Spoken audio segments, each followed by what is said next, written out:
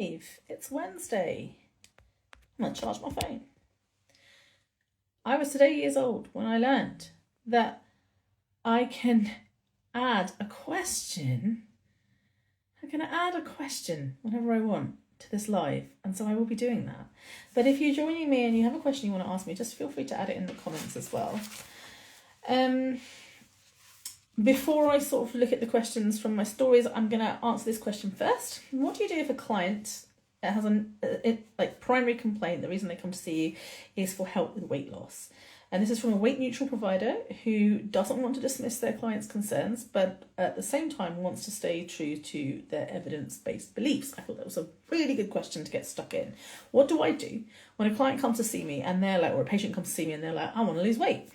And I'm like, I might not be the doctor for you. But that's not the right response. That might be my initial response, but that's not the right response.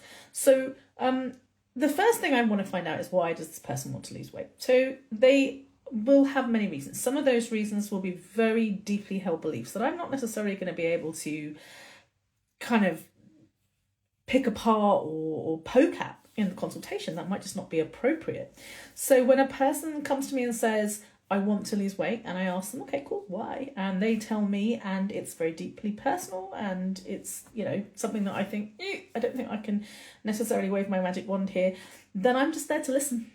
I'm there to listen and to support. That's my job. I'm not there to judge. I'm not there to say no. I'm not there to say go away. I'm just there to listen. And, doctors are not supposed to do any harm. They're supposed to work in their patient's best interest. They're supposed to treat everyone equally and fairly. And they are also supposed to respect autonomy. So if a person comes to see me and says, I want to lose weight, can you help? It is not my job to say, no, you don't. Now, sometimes when I ask, yeah, cool, why do you want to lose weight? They might say, oh, because, so-and-so told me I had to. And I'm like, aha, interesting. And why did they tell you had to? Oh, well, because, that's how I'm going to reduce my blood pressure, for example. And I'm like, aha, well, interesting, you should mention that. And that's when I give some information about, actually, did you know that weight loss isn't actually going to reduce your blood pressure at all? There's no evidence that it does. So maybe you don't need to do that. And again, the same underlying principles, do no harm, do what's in your patient's best interest, respect their autonomy, treat them fairly and equally and with respect. I use those same principles and I just give them information.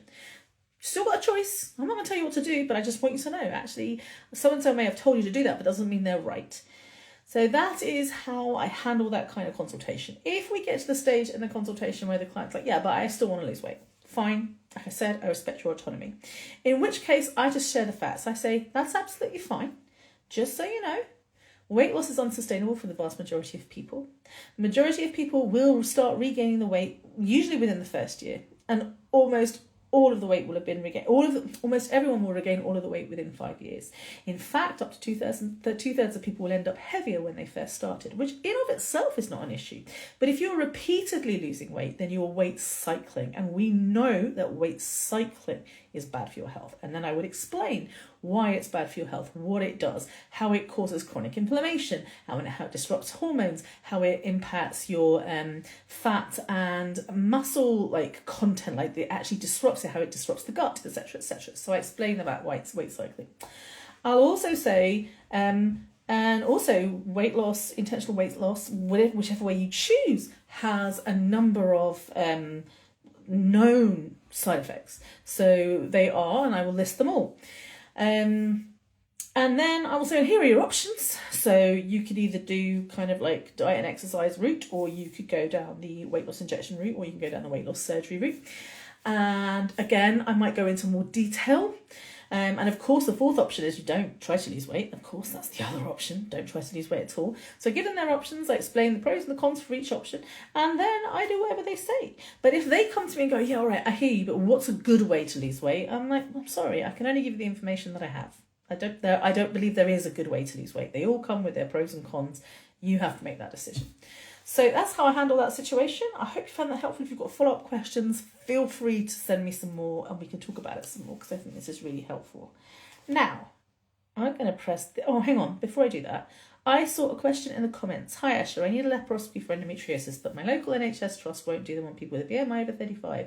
They won't even consider it for anyone over there. Anything I can do? Yes, there is. This is absolute discrimination. All right?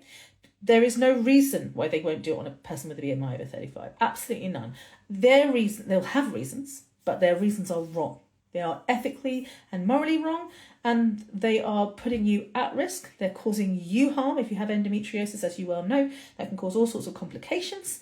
And also, it's really fucking painful. So they have no right to deny you that surgery. I am here for anybody who has got a BMI-based treatment denial. So if you're being denied treatment for your BMI, I do this quite regularly. It's what I do. There are some resources, some free resources available, but actually, if it's really getting sticky, I've worked with people who've had this exact situation before where they've been denied and either the laparoscopy to begin with, so not even a diagnostic laparoscopy, and or like surgery to treat their endometriomas or whatever that they need treating. I've dealt with these before, and so you're welcome to book an appointment with me. Usually just like a single session is enough to start with, and we just talk about what we're going to do to fix that and how we're going to do that, and I'll give you a template, as it were, if you're going to write a complaint letter, which usually it involves putting something in writing.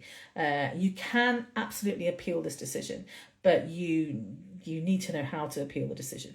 And so if you need some help with that, please let me know. But you are absolutely well within your rights to say, no, this is discrimination. I am entitled to have treatment for this condition. This is blatant medical fat phobia, blatant medical misogyny. It's very, very common. I'm so sorry you're going through that.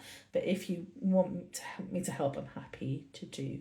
There is a link to book on your page. What I might do is, because I'm in the process of trying to fix things, I might DM you, if that's okay, if it's all right for me to DM you. Or maybe actually it might be easier if you DM me, and I will, I'll get in touch and then we can chat, because I will forget.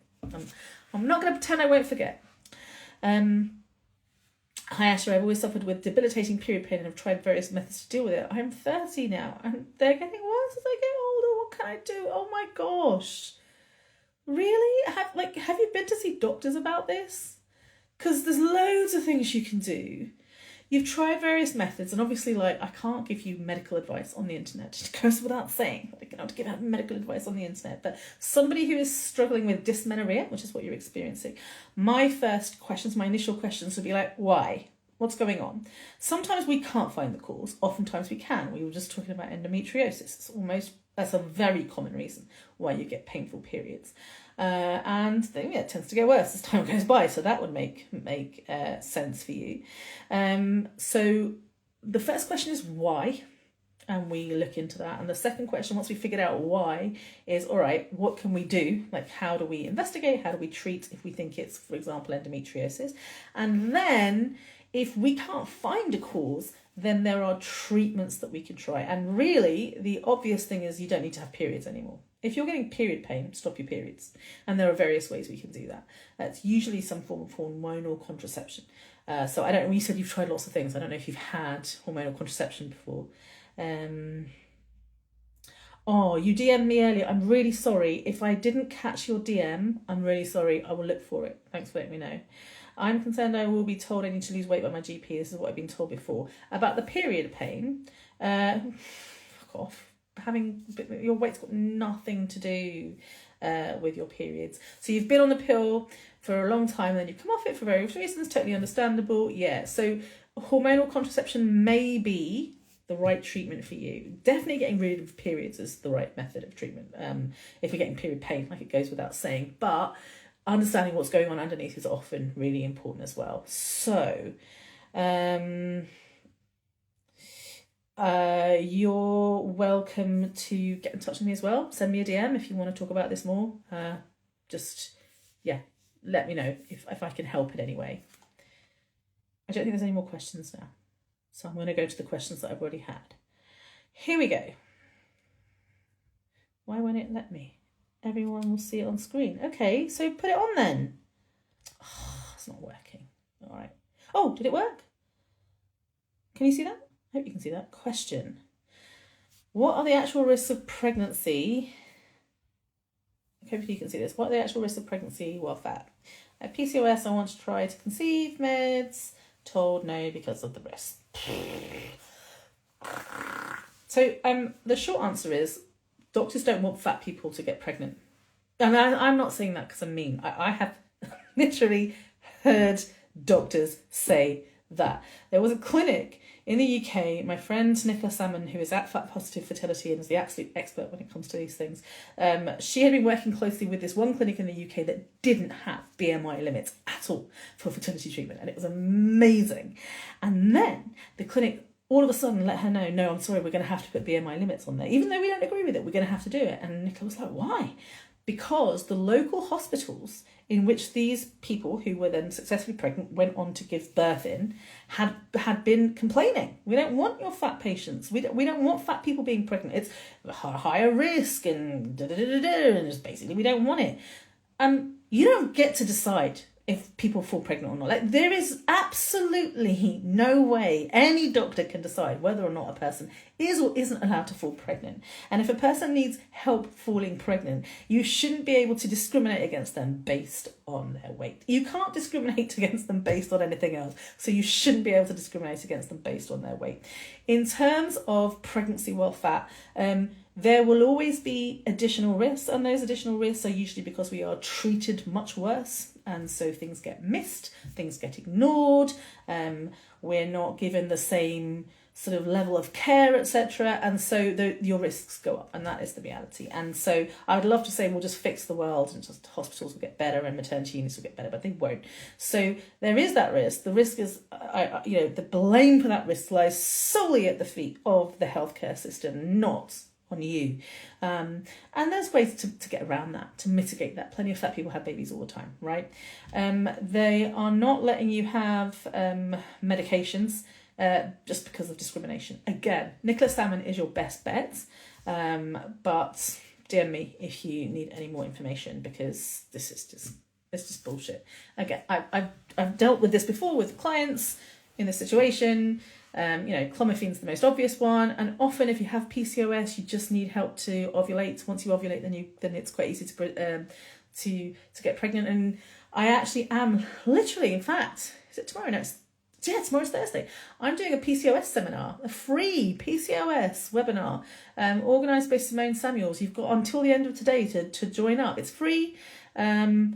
So she's doing something today, and then I'm doing something tomorrow, and then we've got a panel on Friday, and then there's another talk as well on Friday. We're going to be talking about PCOS, and I will be talking about fertility during then, so you're welcome to come along to that. I also have a special, a consultation specifically for people with PCOS.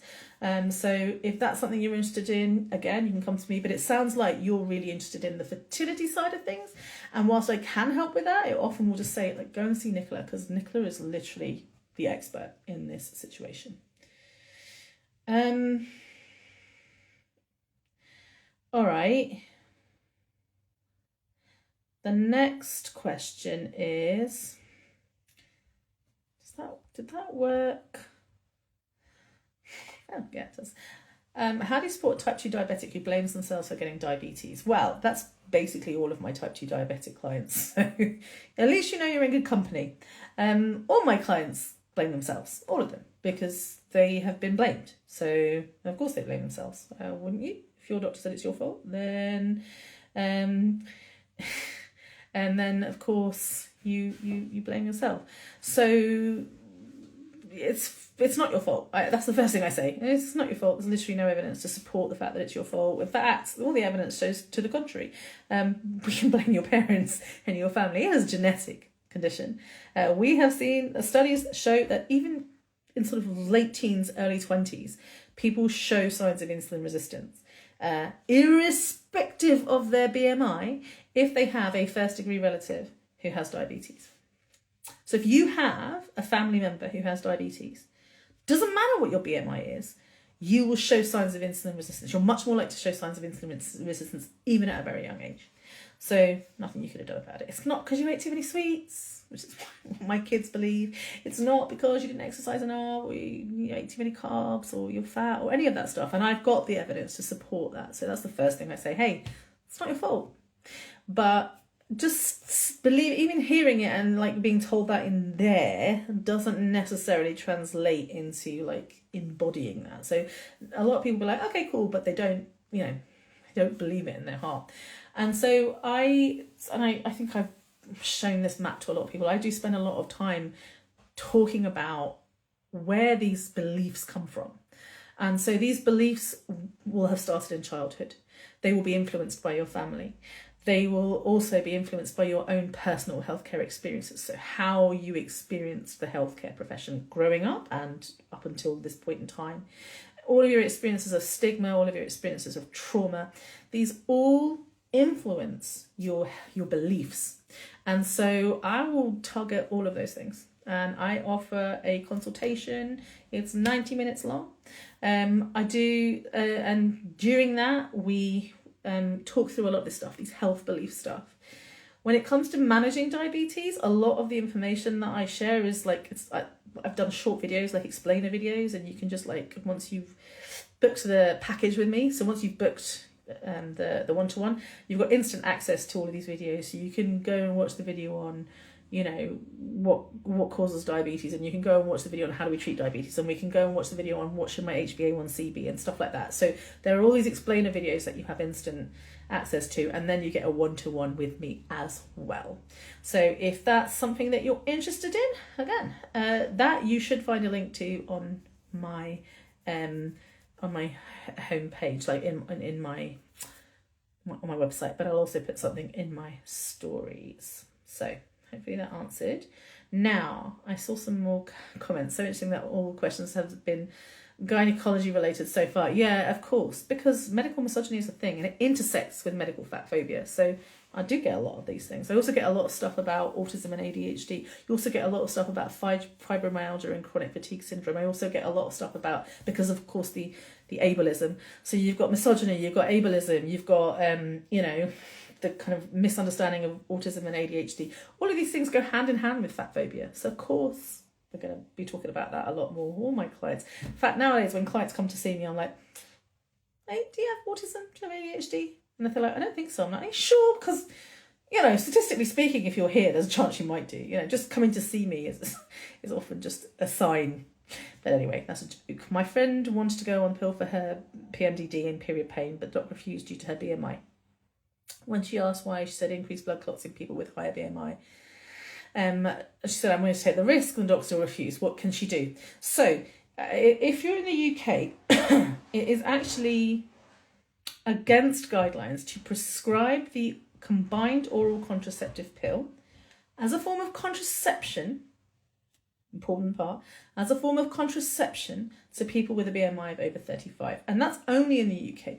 In the rest of the world, it's against, you know, it's advised not to find a better form of contraception, a safer form of contraception.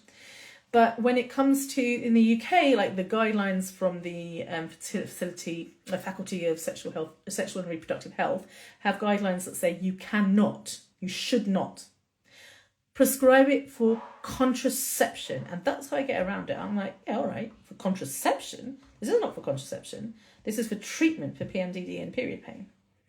It's not for contraception. And the reason that's important is when we talk about contraception, we've got a whole bunch of contraceptives out there, right? Where we'd be like, oh, here are all the different ones. And you can have this one and this one and this one, this one, this one. And so if you can't have this one, well, you've still got a choice. But if we're treating, say, PCOS or we're treating PMDD, period pain, then you specifically need certain treatment. Some are not going to work. I can't give you the depot inject. Well, the depot might work. But I can't give you, say, for example, the implant. That's not going to work. It's not going to help. Sorry. I can't give you the coil. That's not going to help your PCOS. So, actually, that might help your but that's separate.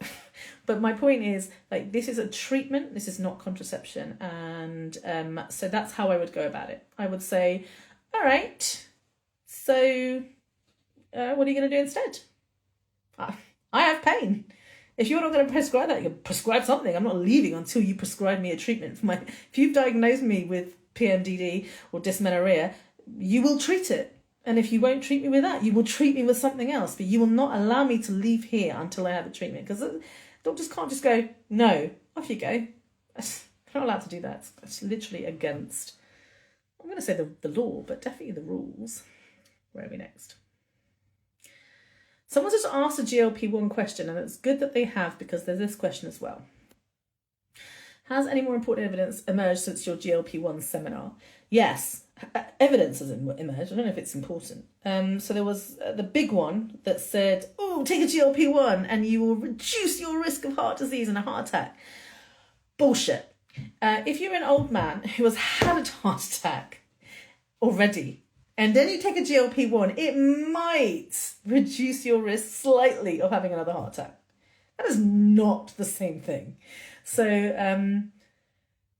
this idea that it's cardioprotective, I think, is still very much kind of a work in process. There is no proof that it's cardioprotective. This one study is not a game changer by any means.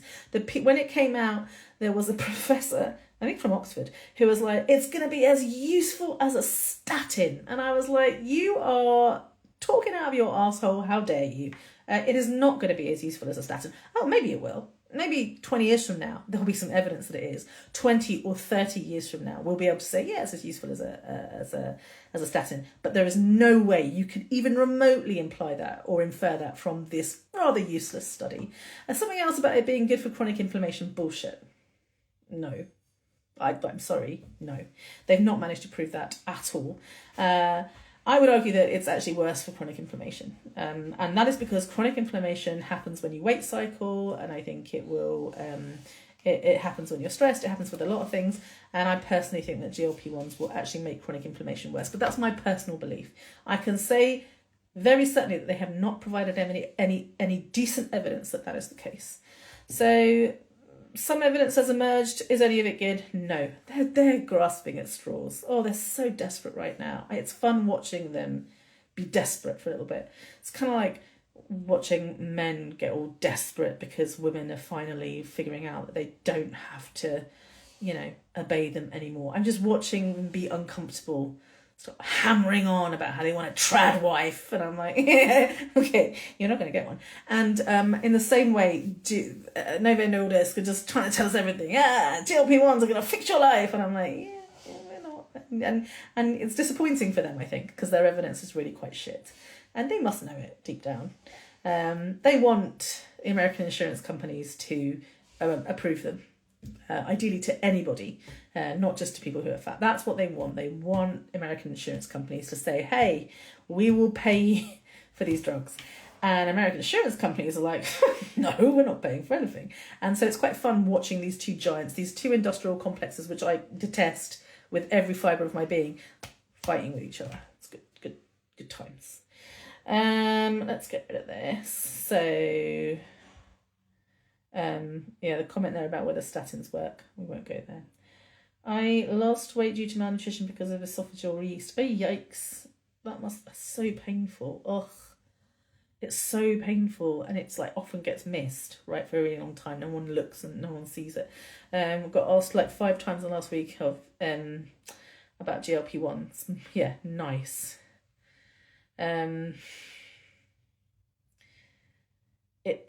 Honestly, this idea that GLP-1s are going to help with autoimmune conditions, that they are grasping at straws. They will very soon, if they haven't already, say that it will help people with mental health problems as well, because they've been doing a lot of work with psychiatrists. They're saying it about autoimmune conditions. They're saying it about heart disease. They're desperation to get people convinced that they have to take them. They do not work. I'm sorry it got messed and you ended up septic. That's awful. You had a PICC line. Oh, that's so horrendous. I'm so sorry. I wondered whether or not it had been disaster. I'm sorry, mate. I'm glad you're getting your line removed. That means that you're getting better, and that is also very important. This is my favourite question that I got asked. Do you exercise? Afternoon, my love. Do you exercise? None of your fucking business. Next.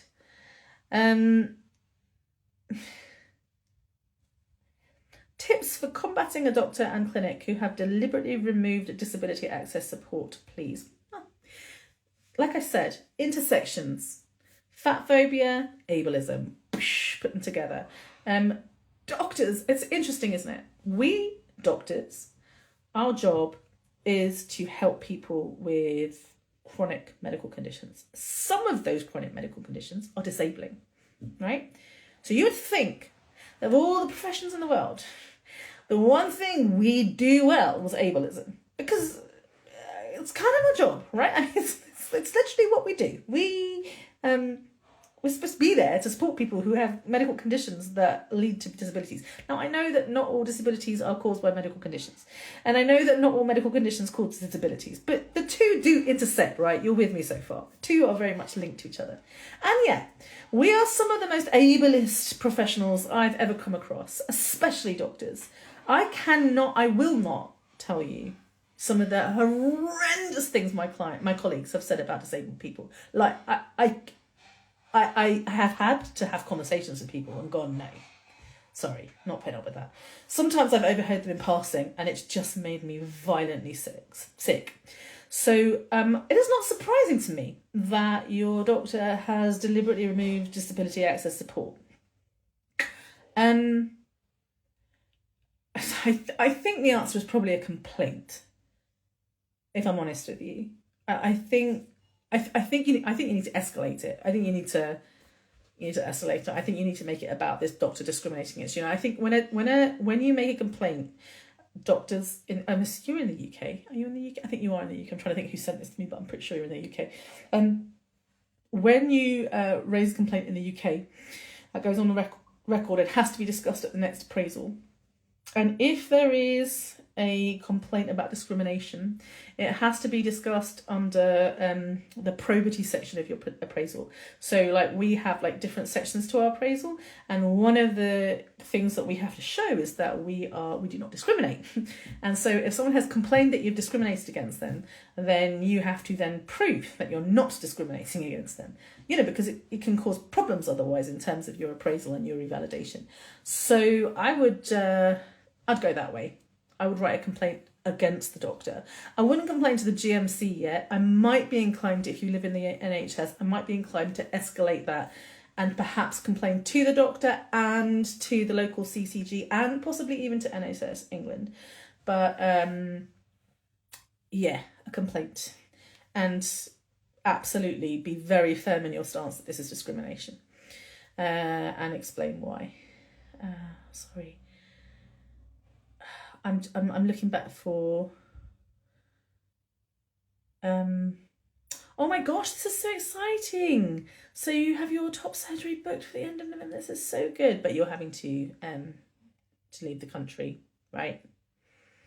Yeah. A lot of my clients are. There is an amazing surgeon in Edinburgh, folks.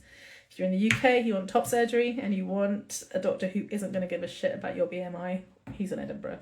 Let me know and I'll let you know his name. Okay. Last question from here.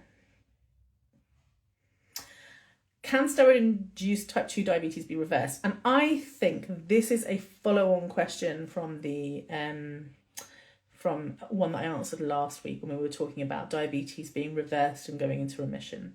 So I sort of understand this question a little bit better now. Last week we talked about how diabetes can't really be reversed. But that I was specifically talking about type 2 diabetes, which is something, as I said earlier on in this talk, is genetically predisposed. So you develop insulin resistance from really quite a young age, possibly even childhood, definitely from early adulthood, and that insulin resistance builds up over the time, and then you hit a point, and often there's a catalyst. For me it was COVID, where all of a sudden it jumps. So you were like chugging along with insulin resistance, and then boom, something happens, and then all of a sudden you're just not able to manage your sugars in a way that keeps your sugar below a certain level. And so when your sugar level reaches the point of no return, that's when you get diagnosed with diabetes. Now, steroid-induced type 2 diabetes is different, because this is not something that you would genetically predispose to. This is not necessarily something that has happened over time. This is something that happened quite suddenly because you're on a drug that causes it. Can that be reversed is a really interesting question, because to me, reversed is a verb. It's a doing word, right? I am reversing. The answer is I stop the steroids, obviously, and I see what happens. It is possible. It depends on how long it's been going on and how much damage has been done, etc. But it is possible. And this is a point I made last week, and I'm going to make it again. When it comes to making a diabetes diagnosis, it can't be a transient high level of glucose. It has to be a it's not transient. So what's the opposite of transient? but permanent, but at least like has to existed over at least a period of 3 months. So you can't just have like a high glucose level. For example, you get sepsis. My poor friend who had sepsis, get admitted into hospital. You're really, really sick. You're in your high dependency unit. Or you're in ICU, and all of a sudden your glucose level shoots up. Of course, it happens all the time. Your body's like, holy crap, things are going wrong. And as a result, you might not be able to manage your glucose as well, because the insulin pathway will be affected by this acute stress that your body's going through. You were just about, diabetic from steroids. And so that's what I mean. That's a transient a rise in your glucose levels. Okay, now if it's transient, we don't do anything about it. Well, we treat the underlying problem. So if you're sick and in hospital, we just wait for you to get better and we keep an eye on your sugar levels. If it's super, super high and we're worried that those glucose levels are actually going to cause damage, then we might treat you in the short term. We might go, all right, we're going to add some insulin here, or we're going to address this because it's serious. But we don't make a diabetes diagnosis. You cannot make a diabetes diagnosis when you have a transient rise in glucose levels. You need to know that that is permanent. Now, if you're on steroids long term, you shouldn't be on steroids long term, but it's in some autoimmune conditions it becomes necessary. There isn't any other agent that you can use. So if you're on steroids long term, then that could cause your glucose levels to be high for longer than 3 months. I would probably start treating that. I wouldn't ignore it, because but ideally you want to stop the steroids. And as was pointed out, I was just about diabetic from steroids. It's gone back to normal now that I'm off, and that's normally what happens. If we catch it in time, we stop the steroids and it should be fine. So again, I think it was slightly different to the first question I answered last week. Any other questions? I'm just looking through comments. I don't see any more. Some good comments though. Somebody asked me how I'm doing. Sophia asked me how I'm doing. Thanks for asking. I'm good. I'm really excited. I've got a workshop coming up next week, a masterclass coming up next week, next Tuesday at 2 p.m. UK time, but it doesn't matter if you don't come to the live. Only about like a quarter of people come to the live event for any of my masterclasses, but it's fine because you just get the replay straight away and you can ask me questions beforehand. But I had a couple of days where I got to nerd out completely and read the most up-to-date guidelines. And so because I know the most up-to-date UK guidelines, they're from 2019. So I was still practicing when those came out and I'm familiar with them. But what surprised me is that they are very different to the American and the European guidelines. And I've been working with American clients and my clients are like, oh, my doctor's done this. And I'm like, why? That's rubbish.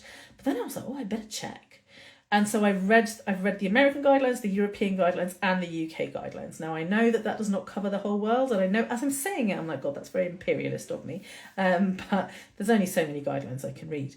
And I am feeling very confident. I really feel like I understand high blood pressure now. I've always understood it to a degree, but I love doing these workshops because I get to know a whole bunch of stuff and I get to read the evidence. And I was like, right, come on now. You're saying lose weight. Show me. Prove to me that I should lose weight. I'm always willing to listen. Like, if you've got some decent evidence, I will pay attention. I'm not hiding from that. I'm not I'm not afraid to be proved wrong. And so I went and I looked at what they referenced. It's just horrendous. And I was just like, no, you've literally got no evidence for that. Even the diet and exercise stuff. Because, we'll often say, oh, we're not telling you to lose weight. We're just telling you to make some lifestyle changes. But that is tantamount to lose weight because they're like, restrict this food, don't eat this food, eat less of this food, make sure you exercise for half an hour a day. And that is the equivalent of saying go on a diet. Well, it certainly impacts you the same way. So there is some evidence about salt, a small amount of evidence, but there is some evidence about salt intake. But as for the rest, like changing your diet, doing this, doing that, interestingly, even the exercise evidence is lacking. Although I'm not going to go so far as to say don't exercise for your blood pressure, but there's very little evidence that any of these things will have a significant impact on your blood pressure. In fact, it's one of those conditions that you're going to need to treat it. But did you know you didn't have to? That was one of my favourite parts about the evidence. I was like, oh, Yeah, they're actually saying that out loud. So what more question here? How to manage with an apron belly? I've got a massive one. I do a lot of high intensity exercise and it rubs and I find it hard to fit athletic wear due to fat phobic sizing. Is the only option surgery? No weight loss wanted. So this is about having this kind of apron that's sort of getting in the way and causing friction and that kind of stuff. First of all, I wonder if there are people out there whom you could follow and get advice from, who are fat and have an apron belly and are exercising. So for example, like if you said yoga, I'd be like, I know exactly who I can send you to. I don't know anyone that does high intensity exercise with an apron belly, but it'd be really helpful to go and find somebody who knows, because I don't know, I'm not an expert and I don't do high intensity exercise. So difficult to know how to handle that. And to find the athletic wear and stuff and to find the support, because that's really what you want, right? Like you want some support there, kind of like a sports bra that like holds them in place so that you can jump up and down. Like you kind of want the same thing, but you don't want to cause any damage. When we talk about, I think I talked about this a little bit last week, or when we get very sweaty, which we do when we exercise, and you have an apron, it's common for there to be some soreness and some redness underneath. Like if you lift it up, then you can have some soreness and some redness underneath. Now, that can just be from friction, but it can also be because you have a condition called intertrigo, intertrigo, intertrigo. So well worth checking if that's the case, because you can treat that very easily with cream over the counter. Mostly swimwear is the issue. I mean, folks, I know that there are people out there that have a similar situation. I have a massive apron, but I wear swim shorts and rash vest, so that's how I get around it. Swim shorts I get really large swim shorts and seem to be more comfortable. So I don't know. Pass. Anyway, it's getting late. I'm starving and I need something to eat. So that was my Ask Me Anything for this week. It's been a pleasure talking to you all. And see you next week.